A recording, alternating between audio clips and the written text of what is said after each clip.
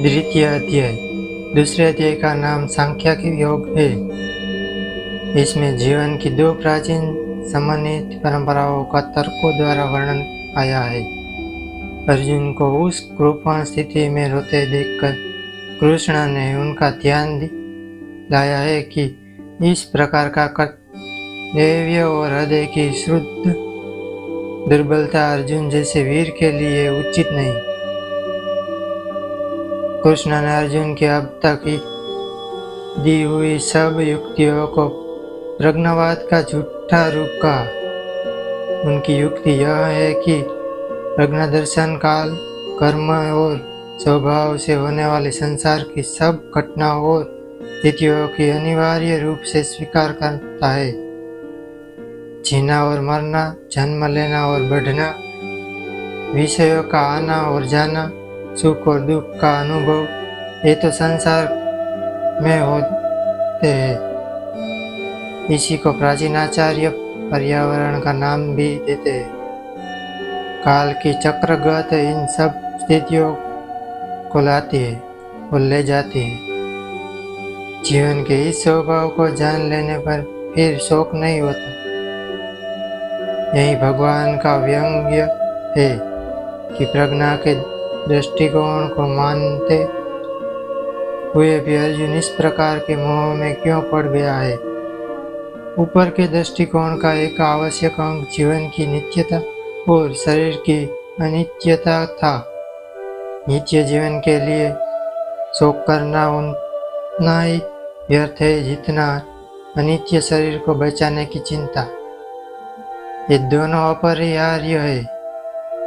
जन्म और मृत्यु बारी बारी से होते, ऐसा समझकर शोक करना उचित नहीं है। फिर एक दूसरा दृष्टिकोण स्वधर्म का है। जन्म से ही प्रकृति ने सबके लिए एक धर्म नियत कर दिया है। उसमें जीवन का मार्ग, इच्छाओं की परिधि, कर्म की शक्ति, सभी कुछ आ जाता है। इससे निकल कर नहीं भाग जा सकता। कोई भागे भी तो प्रकृति उसे फिर खींच लाती है। इस प्रकार काल का परिवर्तन या परिमाण, जीवन की नीति और अपना स्वधर्म का स्वभाव जिन युक्तियों से भगवान ने अर्जुन को समझाया है, उसे उन्होंने सांख्य की बुद्धि कहा है।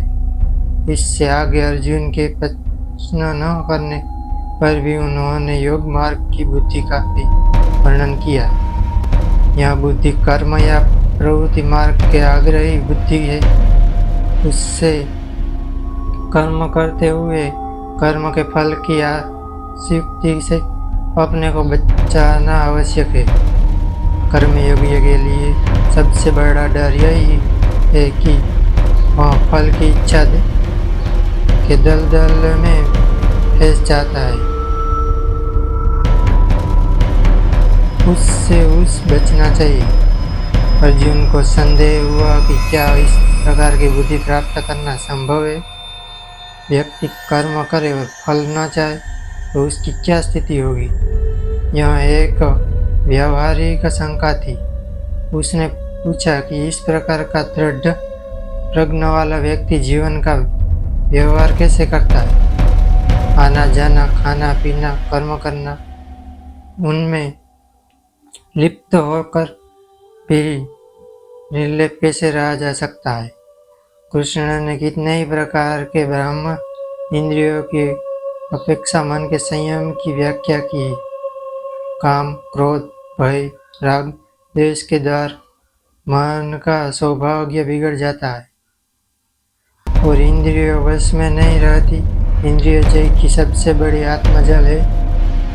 बाहर से कोई विषयों को छोड़ भी दे तो भी भीतर का मन नहीं मानता। विषय का स्वाद जब मन से जाता है तभी मन प्रफुल्लित, शांत और सुखी होता है। समुद्र में नदियों आकर मिलती है पर वह अपनी मर्यादा नहीं छोड़ता। ऐसे ही संसार में रहते हुए उसके व्यवहारों को स्वीकारते हुए उनका कामनाओं का प्रवेश मन में होता रहता है, किंतु उनसे जिसका मानव अपनी मर्यादा नहीं खोता उसी शांति मिलती है। जैसे प्राचीन आध्यात्मिक परिभाषा में गीता में ब्रह्म स्थिति कहा है,